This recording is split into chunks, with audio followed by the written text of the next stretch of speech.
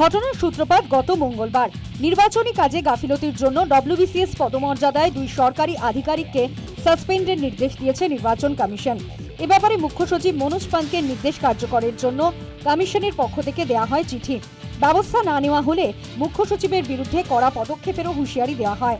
যদিও সেই সময় সরকারি আধিকারিকদের পাশে থাকার বার্তা দিয়ে কমিশনের নির্দেশ মানা হবে না বলে স্পষ্ট জানিয়ে দেন মুখ্যমন্ত্রী মমতা বন্দ্যোপাধ্যায়। সরকারি আধিকারিকদের সাসপেন্ডের নির্দেশকে ঘিরে রাজ্য কমিশন সংঘাত নিয়ে মুখ খুলেছেন আইনি বিশেষজ্ঞরা। কমিশনের নির্দেশ রাজ্য না মানলে সেক্ষেত্রে আইনি পথে সমাধানের পক্ষে মত পোষণ করেছেন তারা। নির্বাচন কমিশন হচ্ছে সাংবিধানিক স্বায়ত্তশাসিত সংস্থা।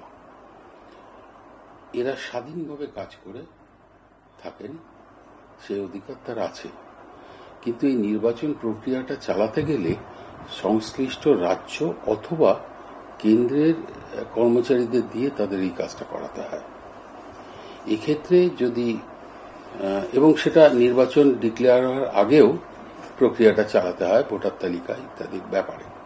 এক্ষেত্রে যদি কোনো কর্মচারী অথবা আধিকারিকের বিরুদ্ধে কোনো রকম শাস্তিমূলক বা প্রশাসনিক ব্যবস্থা নিতে হয়, স্বাভাবিকভাবেই সেই সংশ্লিষ্ট রাজ্যকে বলতে হয় এটা একটা রেকমেন্ডেশন, যতক্ষণ পর্যন্ত না নির্বাচন ঘোষিত হচ্ছে। কড়া পদক্ষেপ বলতে উচ্চতম আধিকারিককে নির্দেশ দেওয়া, সেই নির্দেশও যদি পালিত না হয় তাহলে খুব স্বাভাবিকভাবে বিষয়টি আদালতকে ঠিক করে দিতে হবে।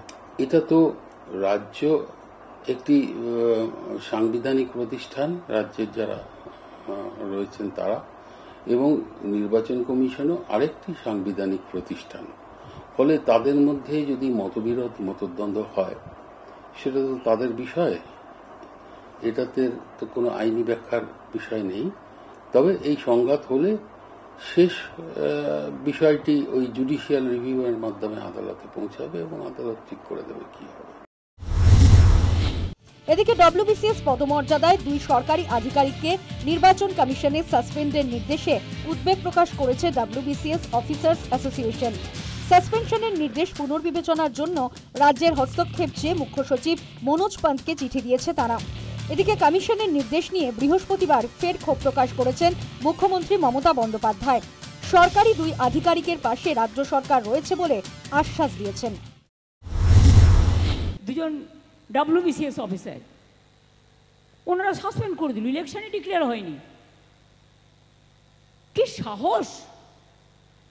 Under which rule? বাবা সাহেব আম্বেদকর এই কনস্টিটিউশন তৈরি করেনি। আমরা সবাই ছোট থেকে জানি যেদিন ডেট অফ নোটিফিকেশন হয় ইলেকশনের, সেদিন থেকে ইলেকশন কমিশন অ্যাকশন নিতে পারে। আমরাও দেখে দেখে তাদের ঠিকমতো আমরা মানে অন্যান্য জায়গায় আমরা তাদের অল্টারনেটিভ দিয়ে দিই। এখন ইলেকশনের অনেক বাকি আছে। এখন থেকে কি ভেবেছেন এই এনআরসির নাম করে ব্যাকডোরে যাকে ইচ্ছা অফিসারদের ভয় দেখাবেন? অফিসারদের পাশে সরকার ছিল, আছে এবং থাকবে। যে কোনো সরকারি কর্মচারীদের পাশে গভর্নমেন্ট ছিল, আছে, থাকবে। এর আগে জগদীপ ধনখড় রাজ্যপাল থাকাকালীন রাজ্য রাজভবন সংঘাত দেখেছে রাজ্যবাসী। এবার নির্বাচন কমিশন রাজ্য সংঘাত নতুন মাত্রা পেল। শেষ পর্যন্ত সরকারি দুই আধিকারিককে সাসপেন্ডের নির্দেশকে ঘিরে জল কতদূর গড়ায় এখন সেটাই দেখার। News time.